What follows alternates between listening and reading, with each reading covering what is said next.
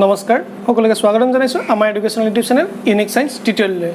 so আমি আজি discuss কৰিম এটা নতুন টপিক যেটো আমাৰ কাৰণে বহুত দৰকাৰী হয় সো আমি ইয়াৰ আগতো এটা বহুত দৰকাৰী টপিক ডিসকাস কৰিছিলো ডেট ইজ আছিল আমাৰ কাৰণে ট্ৰায়াঙ্গল ল অফ ভেক্টৰ এডিশনস আৰু আজি আমি ডিসকাস কৰিম প্যাৰালেলোগ্ৰাম law of vector edition so যেহেতু তোমালোকে আৰম্ভণিতে এটা কথা জনাব বিচাৰো যে আমি যেটো চেপ্টাৰ বৰ্তমান ডিসকাস কৰি আছো ইট ইজ ভেক্টৰ চেপ্টাৰটোৰ ওপৰত এই চেপ্টাৰটো তোমালোকক বহুত দৰকাৰী হয় क्योंकि माने कियनो कि तुमलोक फ्यूचर प्रत्येकटो मुहूर्तते भेक्टर ज्ञानটো बहुत दरकारी तुमलोके एतो অকল 11ত পাইছা ইয়াতে হিমাবদ্ধ হৈ নাথাকে বহুত দৰकारी বা হাই সেকেন্ডাৰী পঢ়িলে ই খতম হৈ নাযায় ফাদাৰ হায়াৰ ষ্টাডিজৰ ক্ষেত্ৰতো বহুত দৰकारी হয় গতিকে তোমালোকে সৰু বস্তু হয় স্টেপ বাই স্টেপ বস্তু মন কৰিবা যাতে তোমালোকে বুজি পোৱা আৰু ইয়াৰ পিছত যদি বুজি নোপোৱা তোমালোকে আমাক কমেন্ট কৰি জনাবা মই পুনৰবাৰ বুজাই দিবলৈ তোমালোকক চেষ্টা কৰিম ঠিক আছে সো আজি আমি ডিসকাস কৰিম প্যাৰালেলোগ্ৰাম ল অফ ভেক্টৰ এডিশন তাৰ আগতে আমি যেটো আগৰ ভিডিওতে ডিসকাস কৰিছিলো ট্ৰায়াঙ্গল ল অফ ভেক্টৰ এডিশন তাত কি কৈছিলো সোৱা সেই ক্ষেত্ৰত আমি অলৰেডি কি পাইছিলো যে আমি দুটা ভেক্টৰ কনসিডাৰ কৰিছিলো যদি দুটা ভেক্টৰ a আৰু b এটা ত্ৰিভুজৰ সাইডৰ ম্যাগনিটিউড আৰু ডাইৰেকশনৰ হয় ৰিপ্ৰেজেন্ট কৰা হয় তেন্তে সেই ভেক্টৰটো দুটা সদায় কি এটা সেম অৰ্ডাৰ থাকে বুলি কৈছিলো এটা a টো যদি a এটা b মানে কেনেকৈ সেম অৰ্ডাৰ মানে কি যত এটা শেষ হৈছে তাৰপৰা ইটো স্টাৰ্ট হৈছে তেতিয়া সেই ত্ৰিভুজটো যোনটো থাৰ্ড সাইড মানে কোনটো এটো সেই থাৰ্ড সাইডটো আমাৰ কি হ'ব ৰিজাল্টেন্ট হিচাপে ৰিপ্ৰেজেন্ট কৰিব আমি পাইছিলো সো আমি এটো অলৰেডি ডিসকাস কৰিছো সো ঠিক তেনেদৰে আজি আমি এটা নতুন টপিক পাইছো ডেট ইজ কি প্যাৰালেলোগ্ৰাম law of vector edition so পোন প্ৰথমতে মই এটা বস্তু তোমালোকক জনাব বিচাৰো যে প্যাৰালেলোগ্ৰাম এই যোনটো ল অফ ভেক্টৰ এই বস্তুটো এপ্লাই কেতিয়া কৰিম আমি কেতিয়া এই বস্তুটো আহিব ঠিক আছে সো এই ক্ষেত্ৰত মই যদি একদম সৰু এক্সাম্পল এটা কনসিডাৰ কৰো সাপোজ আমি কি কৈছো কাঠৰ বাকচ এটা কনসিডাৰ কৰিছো ঠিক আছে কাঠৰ বাকচ এটা আছে তাত এটা মই হুক লগাই লৈছো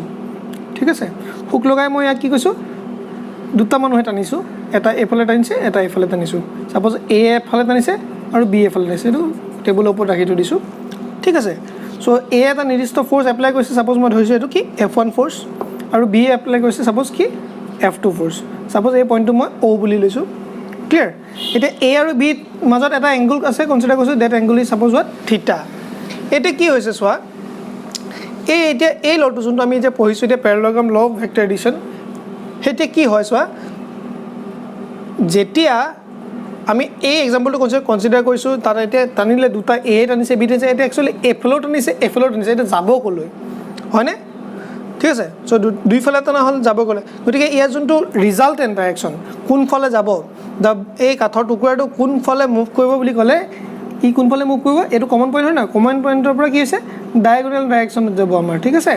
তো সাপোজ মই ফোৰ্স কনসিডাৰ কৰিছো ৰিজাল্টেন্ট ফোৰ্সটো কি F বুলি কনসিডাৰ কৰিছো ঠিক আছে সো সেই F ডাইৰেকশনত আমাৰ পাৰ্টিকলটো মুভ কৰিব সাপোজ মই কোন ফালে গ'ল ৰিজাল্টেন্ট মই ডটেড দি কনসিডাৰ কৰিছো সাপোজ দিস ওয়ান এটা পইণ্ট কি কৰিছো C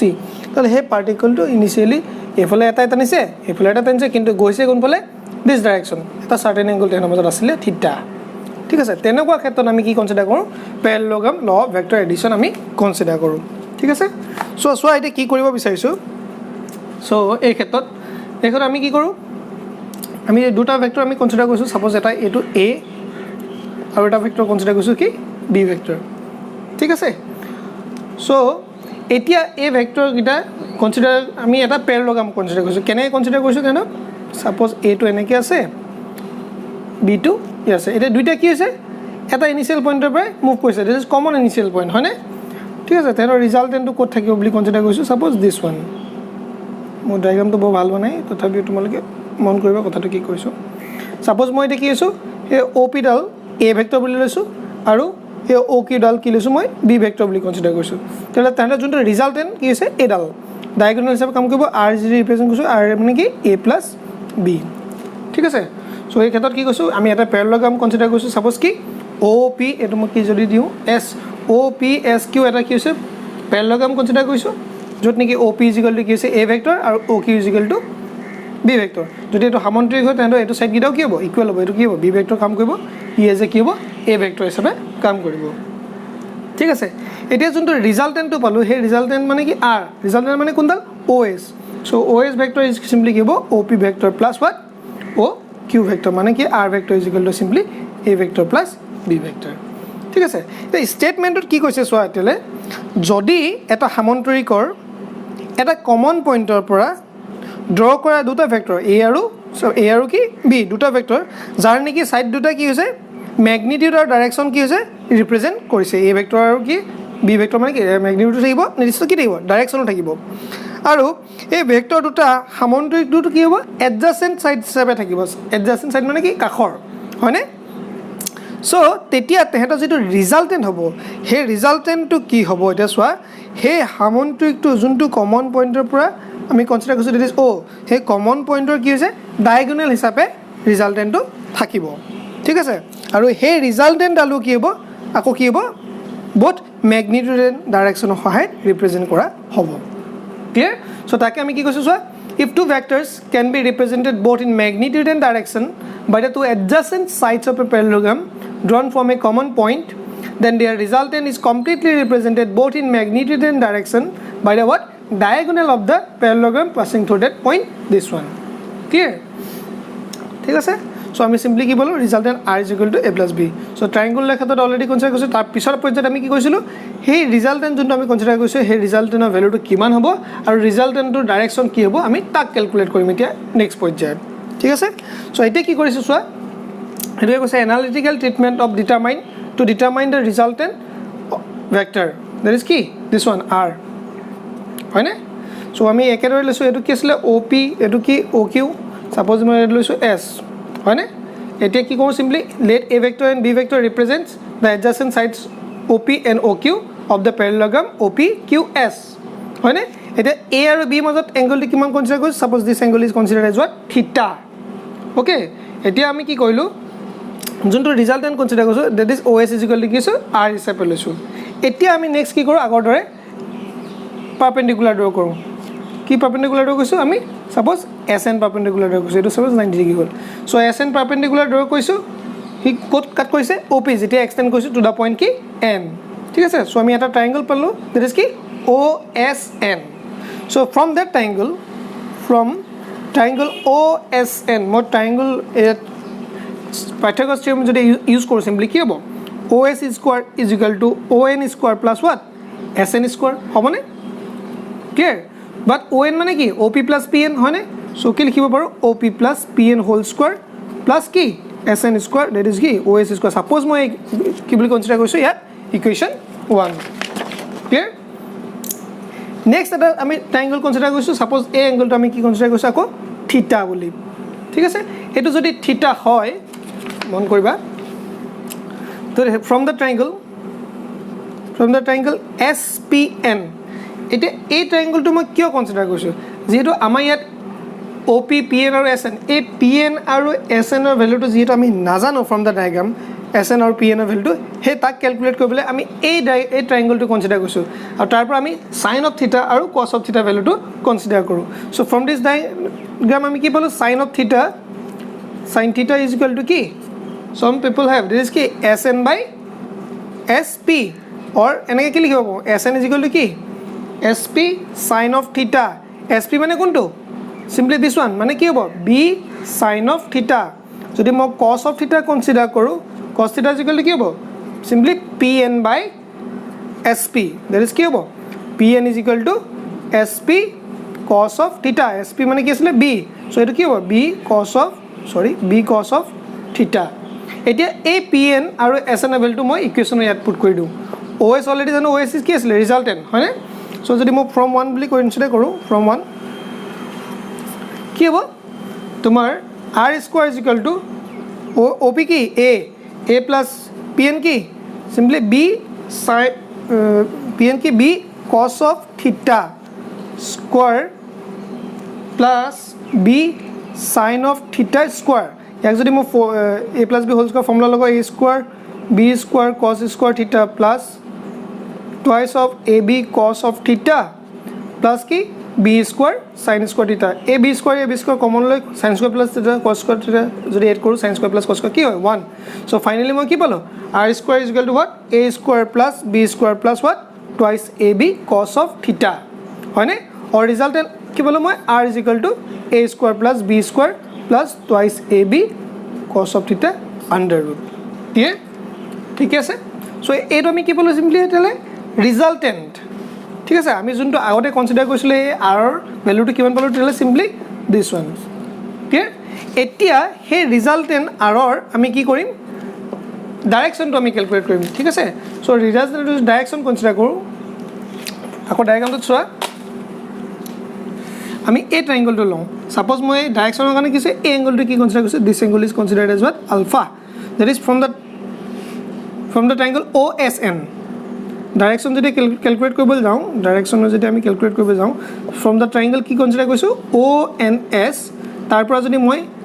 ডাইৰেকশ্যন কিহে দিয়ে আগতো কৈছোঁ tan of alpha so' tan alpha যদি মই ফৰ্মুলা লগাওঁ কি হ'ব tan alpha is equal to কি হ'ব simply SN that is perpendicular by base is what ON হয়নে চ' SN টো এনেকৈ থাকক ON কেনেকৈ পাইছিলোঁ OP প্লাছ কি PN চ' যদি মই ভেলুটো পুট কৰি দিওঁ কি হ'ব tan alpha is equal to কি SN মানে চাৰ্চ পাই গৈছোঁ B কি sin of theta আৰু এইটো কি OP মানে A প্লাছ PN মানে কি আছিলে B cos of theta clear so this is the what resultant direction হয়নে এতিয়া কি কৰোঁ আমি এটা ইয়াত কেইটামান কেছ কনচিডাৰ কৰোঁ ঠিক আছে মই ছাপ'জ কেছ কনচিডাৰ কৰিছোঁ কি 1 ইয়াত কি কনচিডাৰ কৰোঁ এই যোনটো A ভেক্টৰ আৰু B ভেক্টৰ আছে suppose they are in the same direction যদি they are in the same direction হৈ যায় তেতিয়াহ'লে কি হ'ব এই যোনটো থিটা কনচিডাৰ কৰিছিলোঁ থিটাটো কি হৈ যাব 0 if A and B are in same direction that is কি হ'ব থিটা ইজ ইকুৱেল টু কি হ'ব যদি 0 হয় যদি থিটা 0 হয় মই যোনটো ৰিজাল্টেণ্ট পাইছোঁ ৰিজাল্টেণ্ট ভেলুটো কোনটো আছিলে দিছ ওৱান হয়নে সেই ৰিজাল্টেণ্টৰ এই cos 0 ভেলুটো কি হৈ যাব 1 চ' চিম্পলি ৰিজাল্টেণ্টটো কি হ'ব R is equal to this is A square plus B square plus কি টুৱাইচ AB cos অফ কি 0 মানে কি হ'ব R square plus this one হ'বনে টুৱাইচ AB হয়নে মানে কি এইটো মানে কি আণ্ডাৰ ৰুট অফ কি A plus B whole square আৰু কি R is equal to simply কি A প্লাছ B ঠিক আছে এইটো কি হৈছে ৰিজাল্টেণ্ট যেতিয়া A and B are কি হৈছে ইন দ্য ছেম ডাইৰেকশ্যন এতিয়া মই যদি তাৰ ডাইৰেকশ্যনটো কেলকুলেট কৰিব যাওঁ ডাইৰেকশ্যন ক'ব হ'লে চিম্পলি tan of alpha হয়নে চ' tan of alpha যদি মই কনচিডাৰ কৰিবলৈ যাওঁ জাষ্ট এ ছেকেণ্ড তোমালোকে মন কৰিবা ভিডিঅ'টো অকণমান দীঘল হ'ব পাৰে কিন্তু বহুত দৰকাৰী হয় ঠিক আছে চ' tan of alpha মই যদি কেলকুলেট কৰিবলৈ যাওঁ কি হ'ব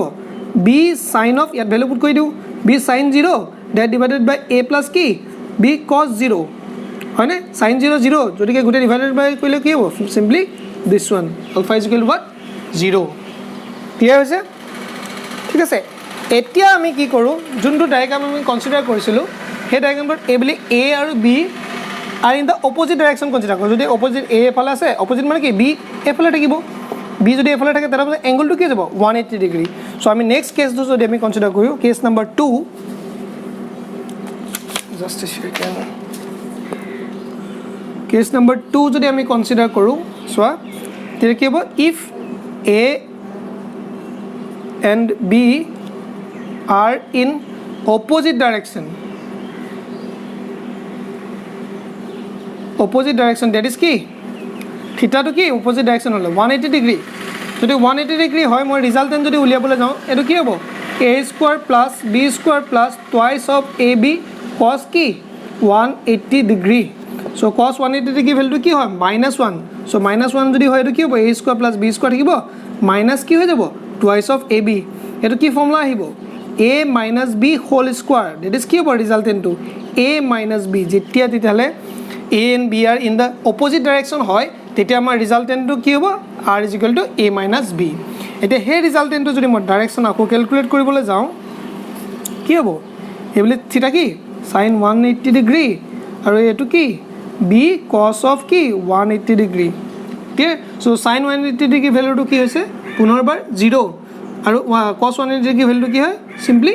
-1 চ' তেতিয়াহ'লে সেই ক্ষেত্ৰত কি হ'ব চিম্পলি পালে মই 0 এইটো A minus B so' ultimately কি হৈ যাব 0 চ' আলফা ভেলুটো যদি আমি কনচিডাৰ কৰোঁ 0 হ'ব আৰু কি হ'ব চিম্পলি 180 ডিগ্ৰী হ'ব ক্লিয়াৰ ঠিক আছে আৰু নেক্সট এতিয়া এই বস্তুটো যদি চাওঁ কেনেকৈ কনচিডাৰ কৰিছোঁ যদি আমাৰ যোনটো A আছে মই লিখি দিছোঁ when A is greater than B তেতিয়া সেই ক্ষেত্ৰত কি হ'ব আলফা ইজ ইকুৱেল টু 0 হ'ব মানে কি কৈছে যে আলফা ইজ ইকুৱেল টু 0 মানে কি হ'ব A and B are in the what same direction that is A and B are in the same direction clear আৰু যদি ইয়াত a is less than b হয় that is কি হ'ব then alpha is equal to কি হ'ব 180 degree হ'ব that is কি হ'ব a and b are in কি opposite direction clear next এটা আমি কনসিডাৰ কৰোঁ suppose a and b are what at right angles to each other মই এইটো ডায়াগ্ৰামটো আকৌ নেদেখালে হ'ব চাগে মানে right angle মানে কি 90 degree if a and b are at কি right angle that is কি theta is equal to 90 degree so हे ক্ষেত্ৰত যদি মই ৰিজাল্টেন্ট কনসিডাৰ কৰিব যাওঁ a square b square কি twice of ab cos কি 90 cos 90 so that means কি 0 মানে কি a square plus this one হ'বনে clear so এতিয়া যদি ইয়াৰ কাৰণে মই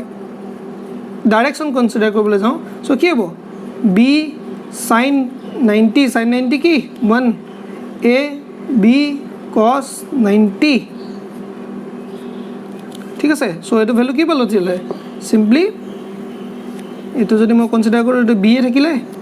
আৰু এটো কি থাকিব অল a থাকিব এটো 0 হৈ যাব cos 90 ন so ফাইনালি কি হ'ব বাৰু alpha is equal to কি লিখিব পাৰো মই tan inverse of what b by a so সদায় ডাইৰেকশন কি হেদি alpha is equal to tan inverse of b by a যদি হে কি হয় ভেক্টৰ দুটা পারপেন্ডিকুলার টু ইচ আদার থাকে ক্লিয়ার